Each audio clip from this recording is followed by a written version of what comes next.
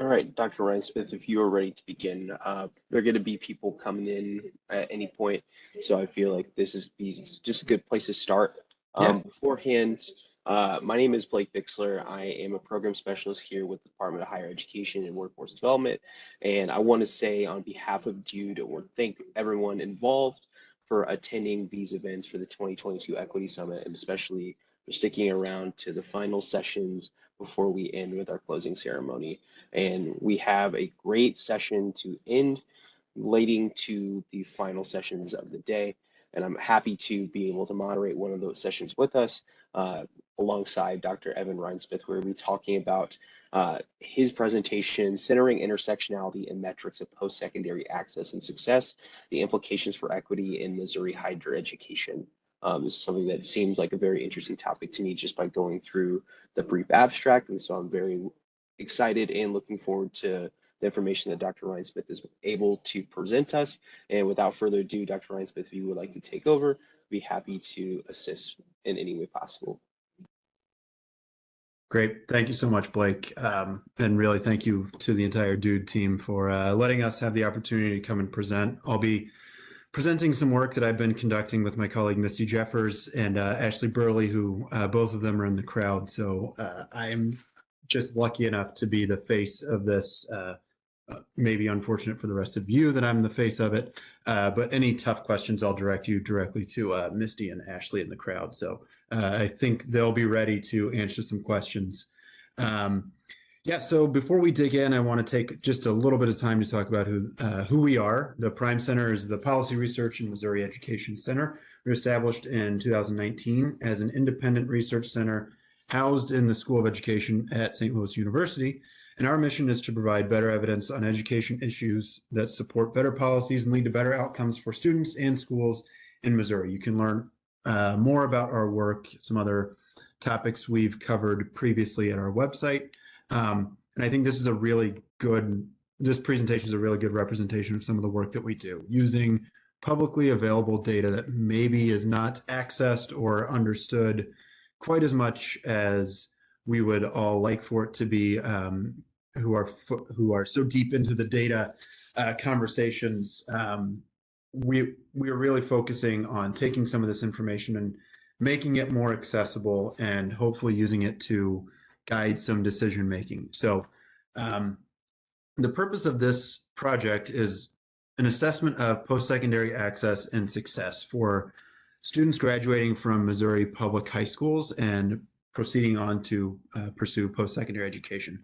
Throughout this presentation, we'll focus on some of the major findings that we have that lead to some of the conclusions and recommendations that we have, and how we can move forward with coming up with some metrics that can better center intersectionality into these conversations. So we'll start off by a discussion of assessing post-secondary access and success. And throughout the presentation, if you have questions that pop up, please feel free to put them in the chat. I apologize that I won't be able to address them during the presentation, but I would love to be able to engage in conversation at the end of the presentation. So sort of the background on this study is to use authentic measures of what's happening in some of Missouri schools.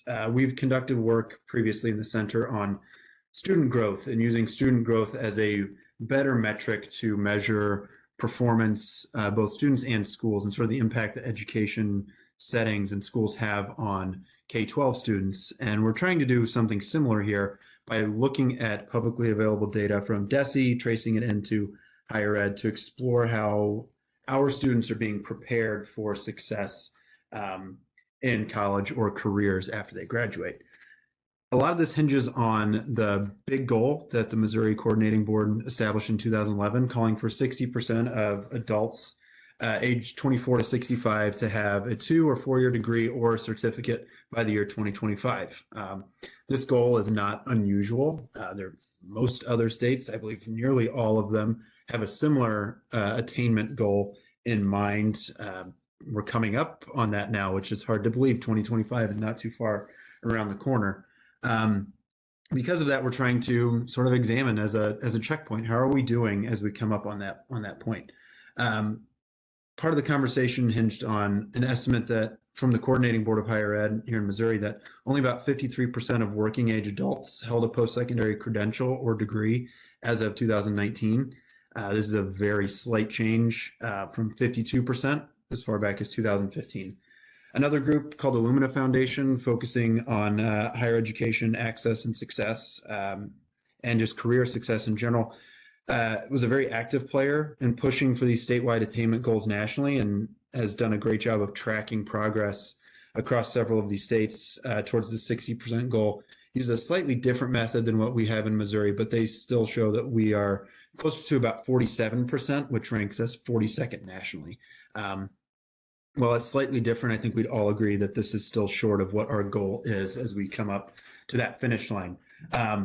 Because high school graduates are such a key part of the pipeline to the adult workforce and our economic development, we focus on post-secondary outcomes as a useful strategy for providing context of how Missouri is making progress and to identify some of the areas where we might be falling short that could help us maybe to come closer to meeting that goal now that we're getting into the shorter time frame in order to do so. So the goal of this report is really to start off looking at access, then go into the success aspect to see how we're doing and where we might be able to address some of these shortcomings for Missouri's higher education. We're guided by these questions. So like I said, we'll look at access and success. The questions that guide us is, what does college access look like in Missouri over time and compared to national trends? We do the same thing for success. And in each case, we then break down how these two goals are playing out regionally across the state, high school locality, basically urban versus rural and suburban as well. And then we look at student body composition, both in terms of race and student socioeconomic need. We are able to look for access for the classes of 2011 through 19, and then for success for the classes of 2010 up through 2015, with a slight caveat around the class of 2019. It's important to understand that this project is really descriptive. We're describing what is happening in Missouri, and it's not designed in any way to answer some of the why or how questions. It is meant as sort of the table dressing to get us into the conversation of how we could potentially answer those why and how questions. We do look at some of the findings at the state level and regionally, and whenever possible, we try to center this in the national context as well, so we can get a better understanding of just where Missouri sits in these conversations. So a couple of the key terms that we want to make sure that we're focusing on, especially around access and success, focus on these college intending behaviors. What we've highlighted here include ACT participation rates, which is just the proportion of Missouri's high school graduates who are taking the ACT at some point during their high school career, and also FAFSA completion rates, since these are both such important steps to clear in order to access post-secondary education. A couple of things that we want to make sure that we talk about as well, especially around ACT participation. It, until recently, was the most popular college entrance exam. I believe the SAT has recently retaken the crown there, but we'll see how that plays out going forward. Historically, Missouri has had a pretty high ACT participation rate, but this is pretty far from equitable, which we'll get into a little bit more here in just a second. The other big hurdle that many students have to clear is FAFSA completion, as this helps to determine financial affordability and helping to get aid for several students. It's important to think about FAFSA in terms of economic need, because this is how students are notified whether or not they're Pell eligible. Estimates from the federal government state that there's billions of dollars in Pell Grants that go unused and unclaimed each year. For the class of 2021 in Missouri, there's estimates that we left over $71 million in Pell Grants unused. So we talk about the FAFSA and the ACT completion, FAFSA completion and ACT participation as ways to measure college intending behaviors to help understand where some kids might be falling through the cracks. In this figure here, we're looking at the class of 2015 on their entire pipeline from graduating high school and earning a post-secondary credential of any type. For the class of 2015, you'll see that we had just shy of 60,000 students who graduated from a public high school in the state. Almost all of these students did complete the ACT at least one time. Just under 30,000 completed their FAFSA. But about 65% of the students who graduated in the class of 2015 ended up enrolling in post-secondary of any type. So this is based on the enrollment and access aspect are based on the Department of Elementary and Secondary Education's 180-day follow-up data, which looks at kids who enroll regardless of whether or not that's in-state, 2-year, 4-year, private, what have you, which is why we have this difference of 38,892 kids who accessed post-secondary education in any way, shape, or form. That difference going down to the 21,000 students is the students who show up connected in Department of Higher Education data, where about 55% of our kids enroll at a public post-secondary institution here in state. As you can see, most of our students who enroll in post-secondary education in state make it through their first fall semester, but from there we start to see students who are stopping out of the pipeline. Until we get to the earning any credential within 6 years, just over half of students have earned a credential from the class of 2015 within 6 years of enrolling in post-secondary education. So not quite what we're hoping to see. And we're going to dig in a little bit more on to what might be leading to some of that. So on college access, ACT participation is really sensitive to state policy implementation. As many of you may know, we had a policy in place where any 11th grade student in the state of Missouri could take the ACT for free through state funding between 2015 and I believe 2018 is the time period of interest there. We're very sensitive to policy implementation. We got up to almost 100% participation in those years. And the years following that program ending, we've fallen back to about 70% of kids who are able to access the ACT now. An important aspect as well is that FAFSA completion in Missouri has really failed to keep pace with college enrollment and with national FAFSA completion rates. We fall behind national trends. For Missouri's immediate college enrollment in any post-secondary institution upon completing high school, we have actually declined between 2011 and 2019. And this is not consistent with national trends. We're actually falling further behind. And importantly, and I think an important aspect of this conversation is that college access and therefore success really varies by high school characteristics, both regionally, locality, and then student characteristics as well. So as I said, ACT participation has been really susceptible to policy change. We're down to just over 3/4 of students in the class of 2019 were able to access the ACT. It's continued to decline since then. Obviously being very sensitive to some of the decisions that have been made recently on test optional for enrollment. And we can dig into that a little bit more during the conversation and how that might play out going forward for students to be able to access post-secondary education. Again, looking at this from a high school characteristics standpoint, reminding ourselves that 77% of students statewide in the class of 2019 participate in the ACT, it really varies by student income. For high schools that we would classify as serving students from the lowest income quintile, it's about on pace with statewide trends, but it really lags behind for our highest income high schools, where those students continually access the ACT. But our students who are from a different socioeconomic background, low income background especially, have a much harder time accessing this, which is problematic when it comes time for access as well. When we examine this by racial composition, we see that high schools that serve a student body that's reflective of the state of Missouri as a whole have the highest ACT participation rates, but it's important to note that Missouri's high school student body is fairly white. We're about 70% of our students in high school, public high schools in the state are white. When we have higher concentrations of white students is where we start to fall off again. Higher concentrations of students of color, it falls off as well. So when we think about some of the FAFSA completion aspects, what we start to see is that Missouri's college enrollment and FAFSA completion rates do not match up with each other. We have about 65% of our students who are enrolling in post-secondary education, but only about 47% in the class of 2018 actually completed a FAFSA. So an important result of that is that we have a large share of students who are enrolling in post-secondary education are doing so without the financial support that might make them successful in getting through through their degree or credential.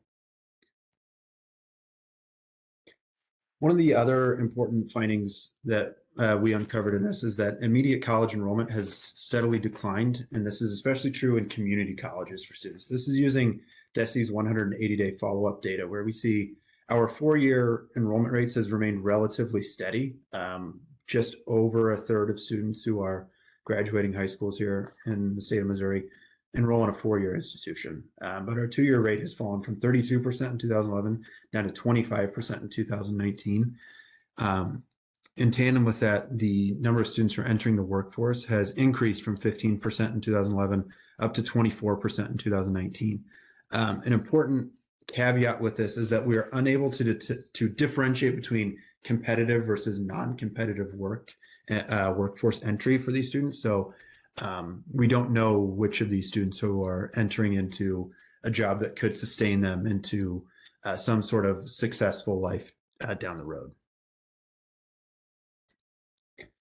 For the trends in how Missouri's college enrollment compares to national rates, we're seeing that the decline is not consistent with national trends. So even though the national trends have been on a decline, we've actually declined much more over time to a rate that now we're about even with national trends, but this is a pretty substantial drop over the last decade. So when we look at some of these post-graduation activities and how these vary by high school characteristics, this is looking at it by income. Amongst high school students who are enrolling in the highest income high schools, about 65% of students who enroll in any college, be that in-state, out-of-state, or private, are entering into a 4-year institution, and only about 20% of those students are entering into a 2-year institution. Contrast that with students from the high schools serving the lowest income students, about 25% enroll in a 4-year, 22% in a 2-year. So that's a fairly significant gap that we're seeing in terms of access and eventual success as well. When we examine this by racial composition, again, students who are enrolling in high schools that are reflective of the state population are more likely to enroll in a 4-year institution, whereas students who are attending a high school that serves over 90% students of color, 25% enroll in a 4-year, and 24% enroll in a 2-year, while 37% enter directly into the workforce. So with all that in mind, now we're able to talk a little bit about some of the college success data. Again, this is using data from the Department of Higher Education, so publicly available information that allows us to connect back to individual public high schools in the state. We see that early college academic performance is measured by things like remediation rates and GPA for first-time full-time students.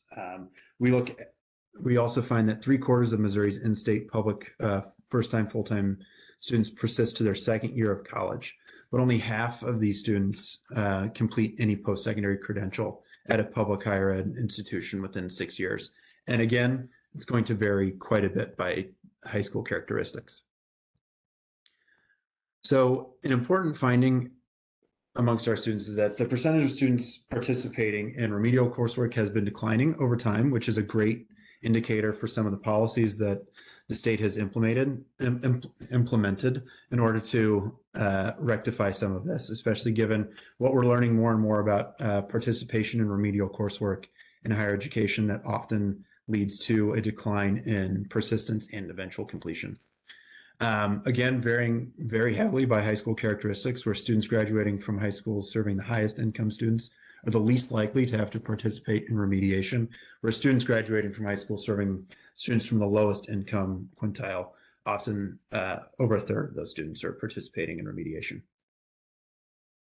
And again, by high school racial composition, where reflective of the state, fewer than 1/4 of those students are participating in remediation, while almost a half of students graduating from a high school that serves over 90% students of color have to take at least one remedial course during their time in post-secondary education.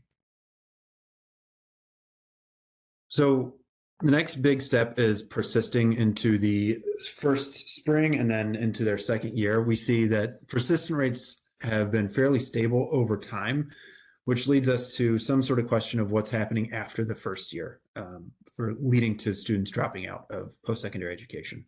And it varies quite a bit by income level, where we see students at the median income are the most likely to complete their first fall, first spring, and their persist into their second year, whereas students from the lowest income high schools are the least likely to make it to their second year. And again, looking at this by student racial composition, students graduating from a high school that serves over 90% white students, 75% of them persist to their second year. 80% of students in a high school that we classify as a high concentration of white also persist to their second year. Whereas students graduating from a high school that's over 90% students of color, only 64% of them make it to their second year. So looking at some of our completion rates, while completion rates have actually increased over time, the actual number of students who are completing their degree has actually remained fairly stable. So we have fewer kids who are enrolling, and the rate of those students who are completing is actually staying fairly stable, but that's actually fewer kids who are now completing their degree. If we look at these completion rates and how they vary by high school characteristics, students from median income high schools have the highest completion rates. Median income and highest income have some of the highest completion rates, whereas our lowest income high schools have the lowest completion rates, earning any credential at all. And again, by racial composition, only 27% of students who graduate from a high school that serves 90% students of color end up completing their credential within 6 years from the class of 2015.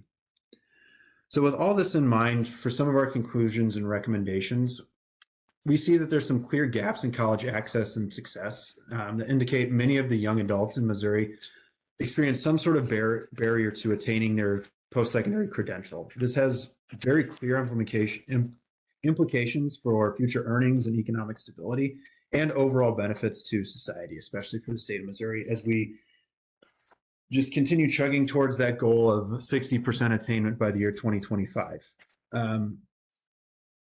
Couple of things that we hope to be able to do by investigating down the road using some improved data would be to look a little bit more closely about which students might be stopping out.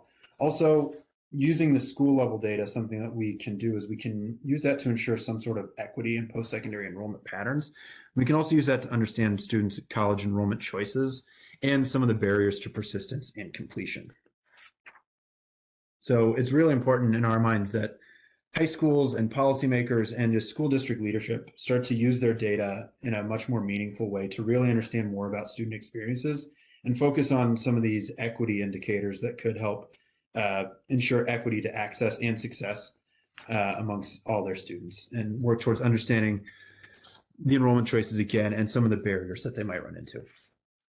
So moving forward, we know that disparities exist, and within that, we also know that there's some gaps in the data that might be preventing us from uncovering all of the disparities that we see here.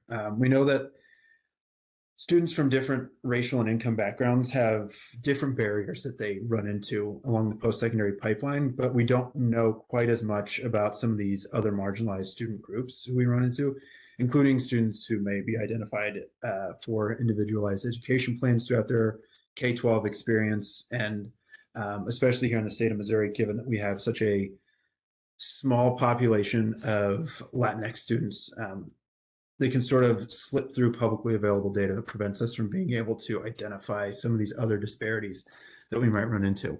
And these are groups that especially have received little attention in some of these intersectional higher education research pieces. So I know that was a lot of information to throw at you there. I do thank you for sticking around to the end of my presentation, and I would love to open it up to conversation here.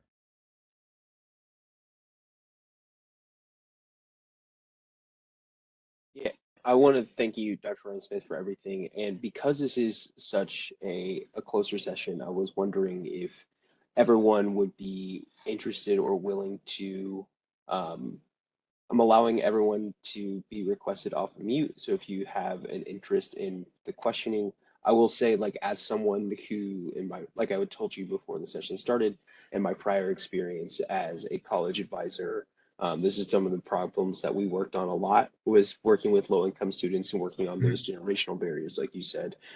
Students that are more likely to succeed are students that have taken the ACT more than once, have filed the FAFSA by like before February 1st.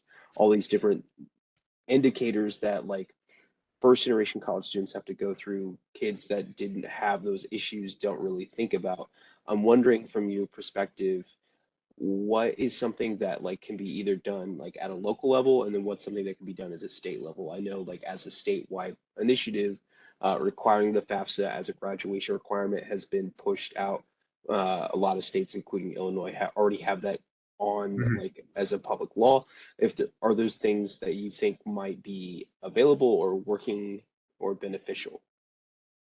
Yeah, so I mean, I think we can look at the ACT, the census ACT taking is a great example of a policy that, in a lot of ways, just seems to make sense. Yeah. Um, we saw such an increase in participation uh, for our students, and there's just no shortage of research now because Missouri was not the first state to implement a program like that. Several other states have implemented either census SAT or ACT testing. We are actually the only state that's ever taken that program away. Um, South Carolina altered it so students could take the ACT work keys rather than just the ACT. But results in Michigan showed that kids who were able to access the SAT who were not previously were more likely to then enroll in post-secondary education. Just getting that first indication of, yeah, if you do decent on the first try, and then you're told, like, if you take it again, you're more likely to do better. Um, I think that's a pretty important piece. The FAFSA is a slightly different animal that goes into it, right? As I'm sure you know, since you have so much financial information that you as a family are asked to disclose. And there's a lot of trust that has to go into that. And the FAFSA is difficult for people to complete.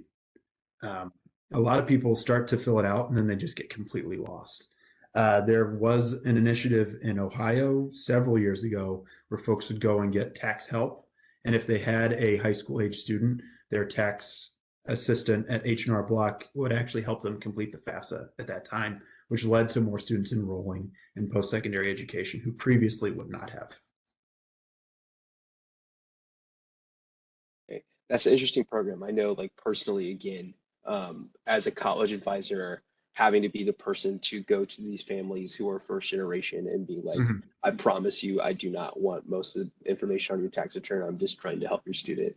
Like Yeah. any kind of like institutional support or something like that Mhm. is beneficial. And I guess looking towards the other side of this, the like the retention questions, like do you think there's something that could be done like at a higher ed institutional level to keep students, particularly first generation students, like staying in those courses? Like I know, like at personally as a first generation student myself, there were things that like I just was completely not prepared for. I was a Mhm. theater student to start. I eventually transferred because of these things I wasn't necessarily prepared for as a senior in high school. So what as these institutions can they do in order to help those people?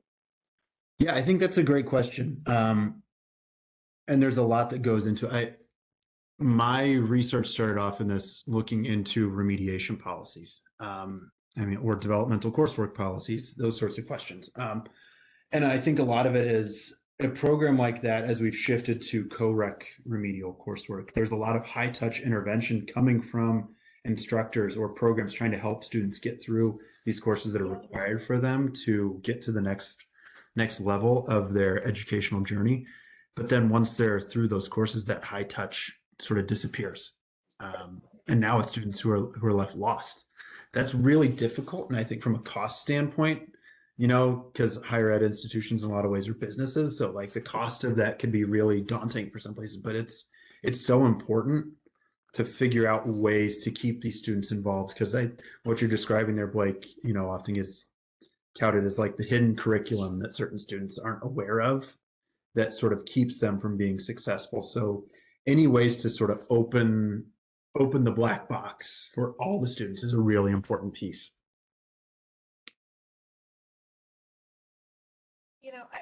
I think a question or two comes to mind since you are accessing data. One question being, what data do you wish you had?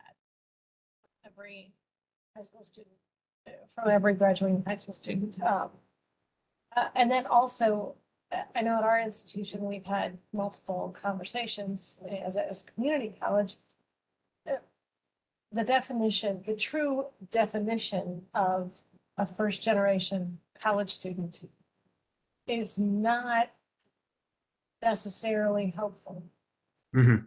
And, we've discussed that we're not collecting that data from every single student. We're running off of data from the FAFSA, which not everyone completes. And I would be curious to know, like, as I said, what data you wish you had, what data you might look at next. For example, I would be interested to know what proportion of high school, for example, in any given high school, what proportion of their students who go to college access Pell or Mhm. A plus. A plus is another policy statewide Yeah. that we could examine.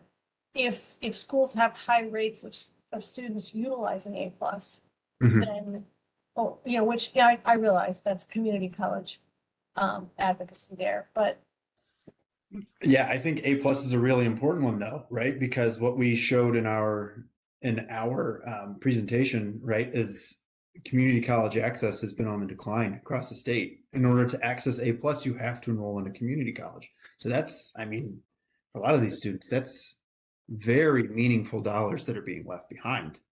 Um, I think some of that is going to require a very strong push from institutions like the one where I am, St. Louis University, private institution. You have to start showing that a student who wants to transfer from a community college can access, if that's the institution they want to go to, you can access this institution even if you started a community college. And I don't think we've done a great job of articulating that.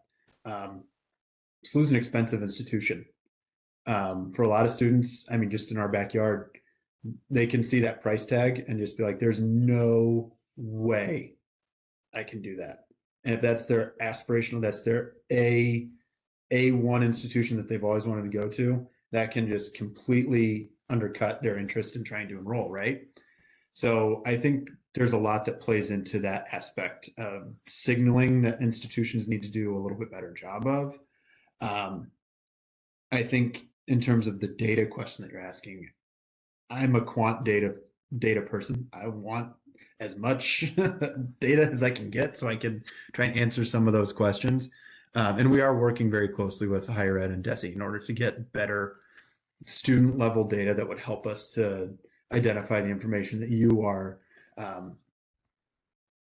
that you're referencing there. Just, did you apply for the A plus? Did you access the A plus? Did you use A plus for one semester? Did you use it for the entire time that you were enrolled?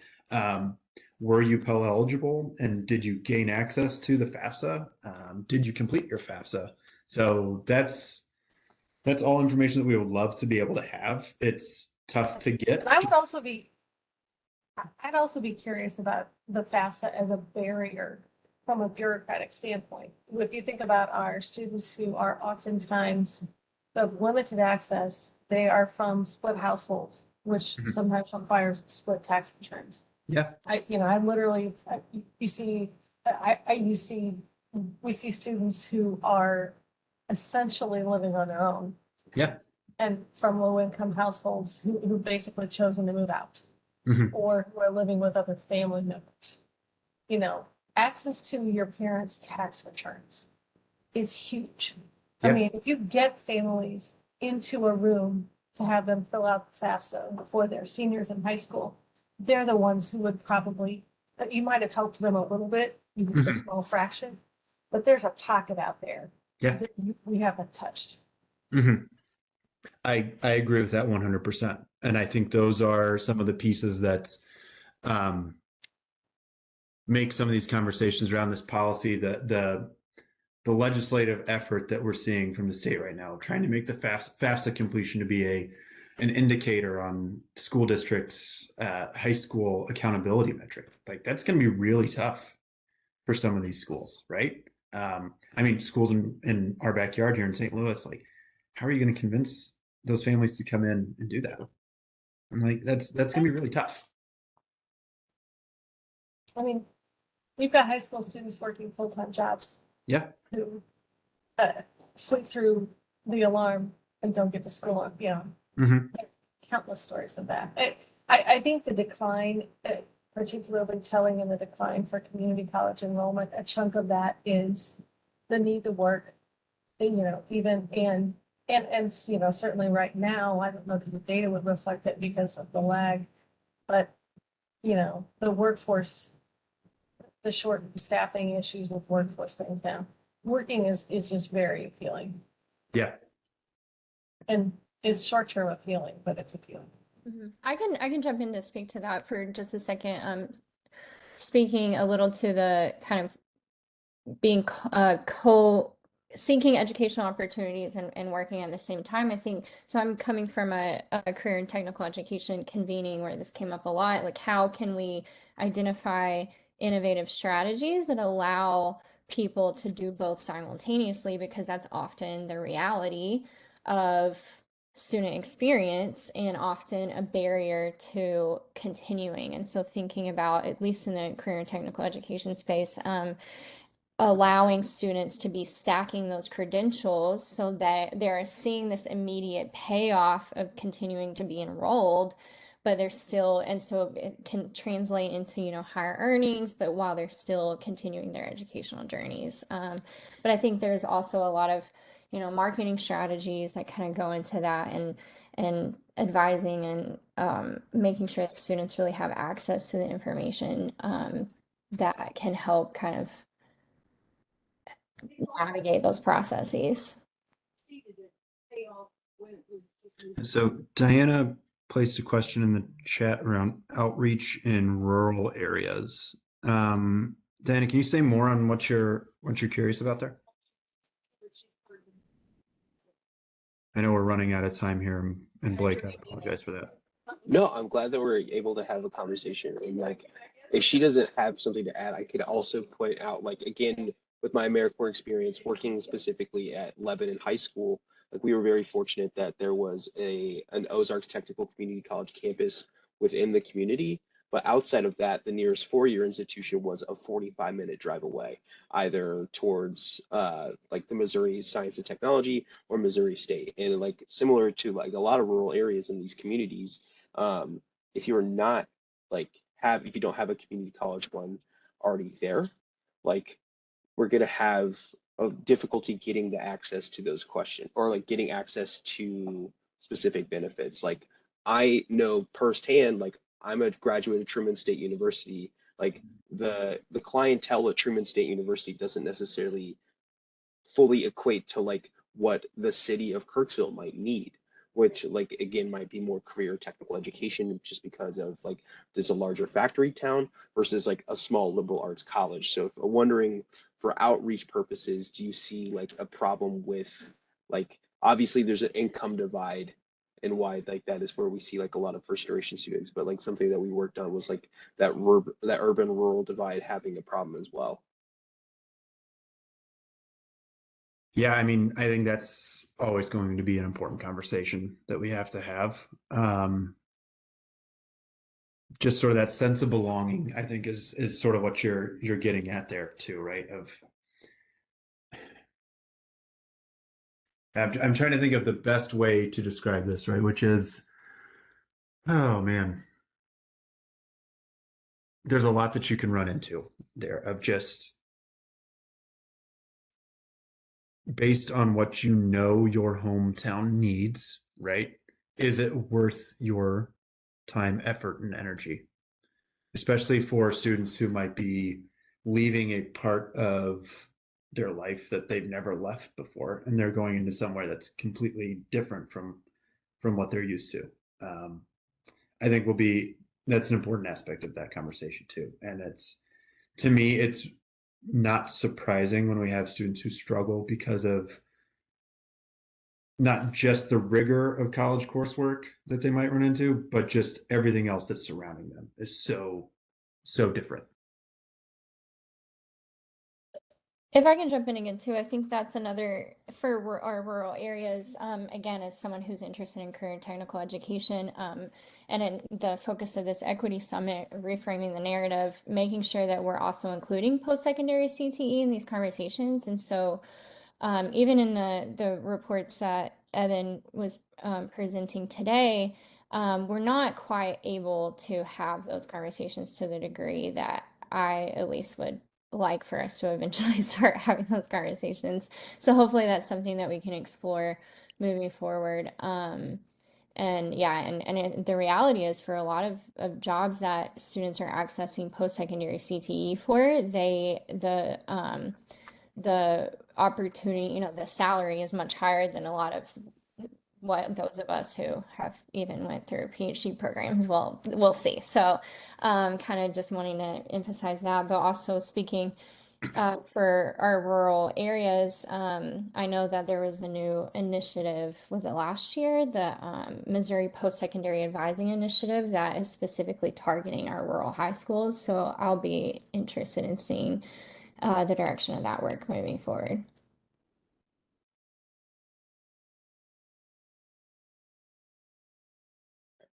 Yeah, I So like that perspective. Oh, go ahead. Sorry. this is a general question. I've been assuming that the presentations would be added to the meeting calendar later. Yes, so they're all have been recorded, and then we can all have like the presentation itself like Yeah, sent thank out as well. Yeah, of course. Absolutely. We're happy to share slides. So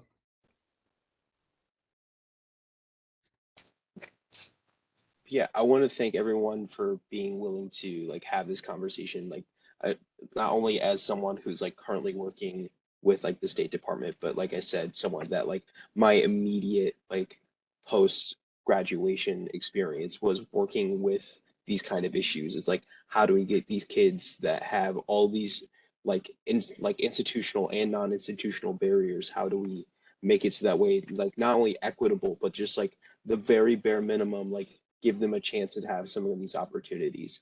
If that means like a post-secondary credential, like if that means like going to a four-year institution that like they might have to drive 3 hours away from home from, even though they've never been outside of like an hour away from their city, all these different kind of issues that we've all discussed. I really appreciate not only you, Evan, for being able to like present this, but everyone else to provide like their own perspectives and where they're coming from to create this conversation. yeah, thank you, Yes. everybody. Really appreciate it. Thank you. It was very interesting.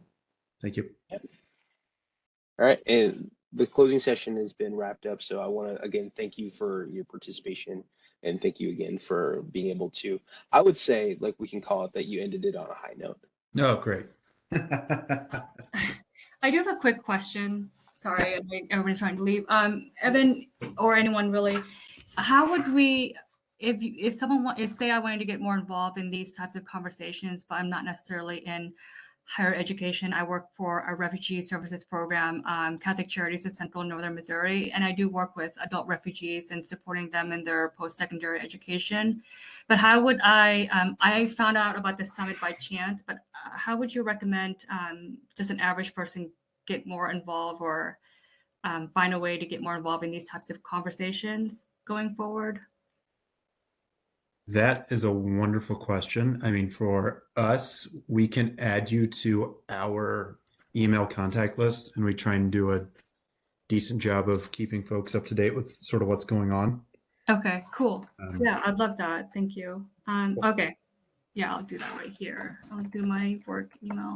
Thank you so much. This was really great. Thank you.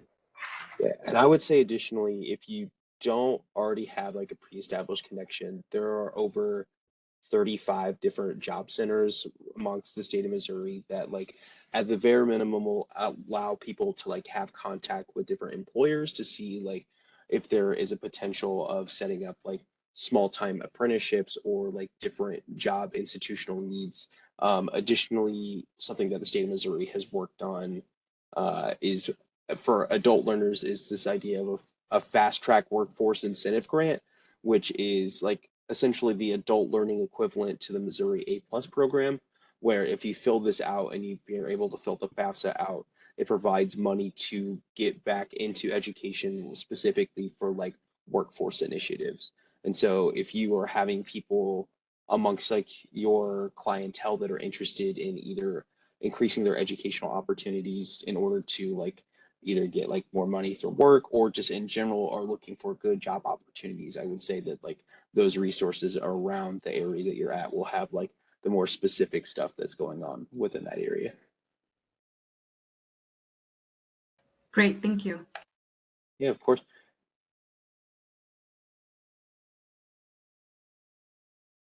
Well, great. Thanks, everybody. Cool. Thank you again so much, guys.